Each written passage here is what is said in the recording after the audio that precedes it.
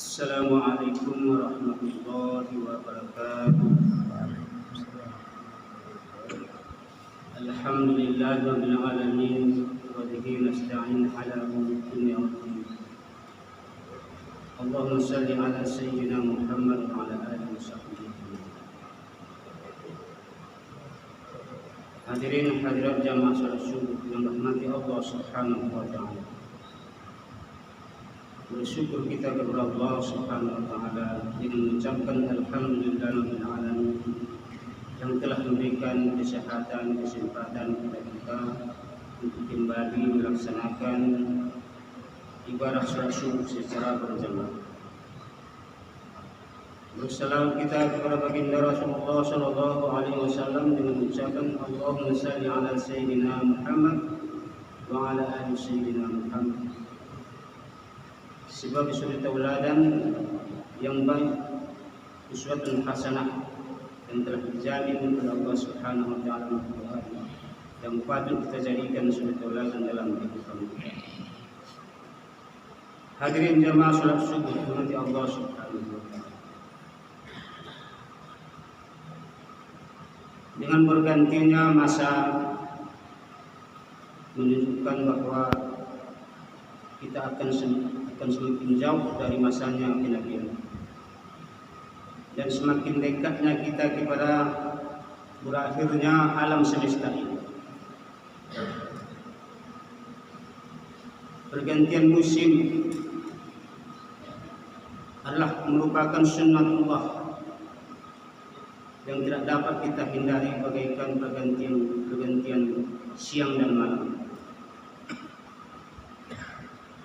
Manusia pergi dan datang.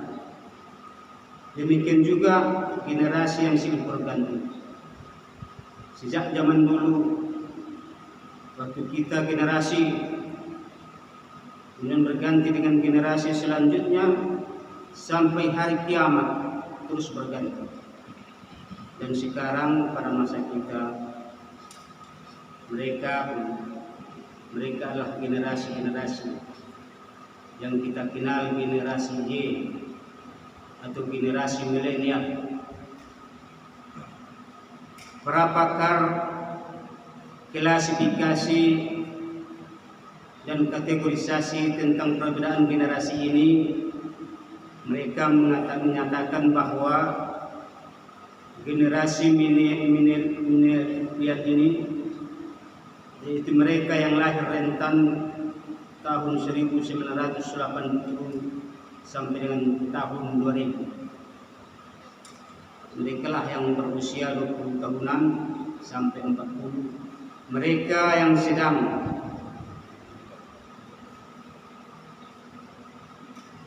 dalam jenjang pendidikan sekarang ini, mereka yang sedang menuju kemapanan berkarir, maka bagi mereka pula dan nanti mereka lah menentukan nasib daripada bangsa agama kita.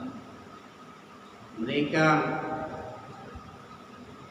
yang melanjutkan estafet perjuangan generasi-generasi terdahulu.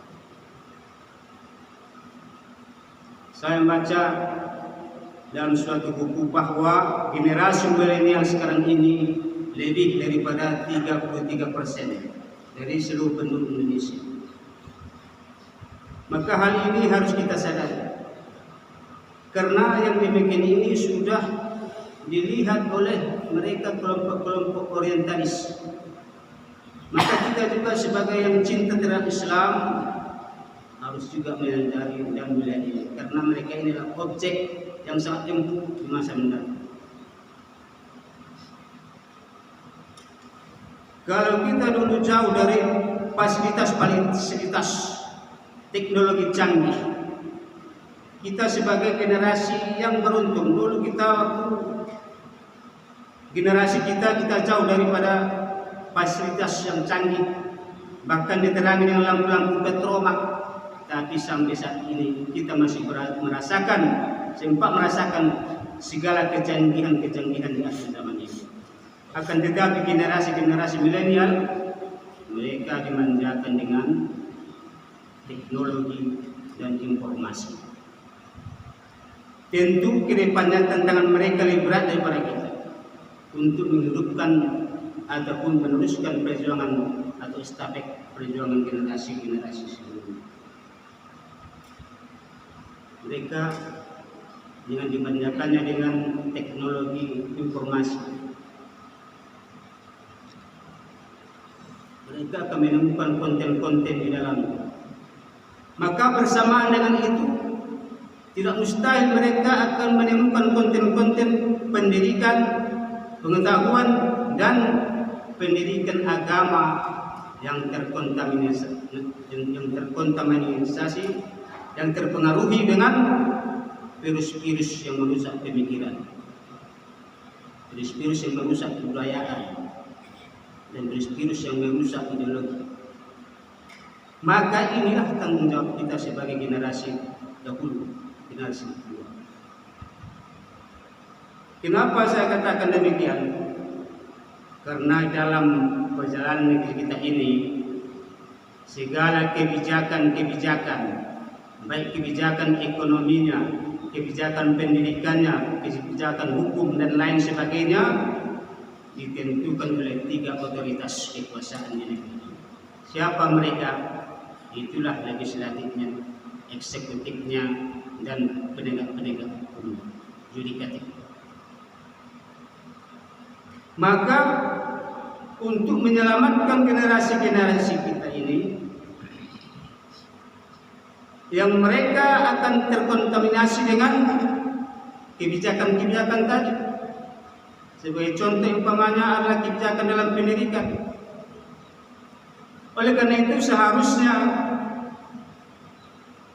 kita sebagai umat Islam yang cinta terhadap Islam haruslah hendaknya berupaya menginginkan pemimpin yang memiliki karakteristik dan kualitas yang cinta terhadap agama, agar kebijakan-kebijakan,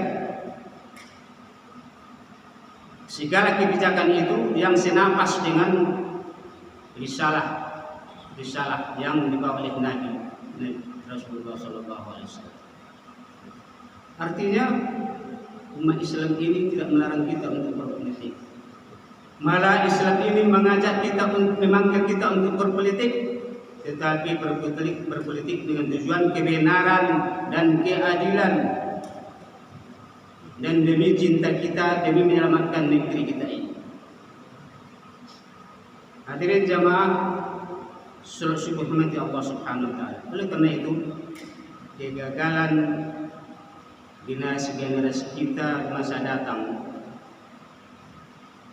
adalah kegagalan kita sebagai umat Islam. Karena kata Allah Subhanahu wa taala dalam Al-Qur'an bahwa pergantian generasi dan pergantian kepemimpinan ini adalah merupakan keniscayaan sunnatullah. Akan tetapi kata Allah Subhanahu wa taala, umat Islam ini dalam Al-Qur'an disebutkan terbagi kepada 3 kelompok. Yang pertama adalah kelompok zalimun li nafsi, yang Al-Qur'an disebutkan menzalim diri sendiri. Mereka tidak peduli pertanggungjawaban terhadap manusia ataupun kepada Allah Subhanahu wa taala. Mereka laksanakan langgar apa yang dilarang. Mereka kelompok zalim li nafsi. Yang kedua, kelompok muqtasid. Mereka kelompok biasa-biasa saja. Mereka dengan menggapai kebutuhan kewajiban mereka saja secara pribadi sudah cukup bagi mereka. Artinya mereka hanya membutuhkan, mendahulukan kesalehan individual saja, tidak peduli dengan tanggung jawab kewajiban sosial. Sedangkan yang ketiga kata Allah Subhanahu wa taala, kelompok sabiqun bil khairat, orang yang berlomba-lomba untuk kebaikan. Nah, karakter semacam inilah yang harus kita angkat menjadi pemimpin bangsa ini, tanpa mahar, tanpa mengharapkan iming-iming. Maka kebiasaan-kebiasaan itu seharusnya sudah kita kira. Kalau pemimpin-pemimpin sabiqul khairat ini, pemimpin yang kita harapkan yang memiliki karakteristik dapat menjadi menguasai otoritas di negeri kita ini, insya Allah kebijakan-kebijakannya akan senapas dengan nilai-nilai risalah Nabi kita. Akan selamatlah dari segala aspek kehidupan kita maupun agama Islam yang kita cintai. Tentu kita cinta terhadap Islam.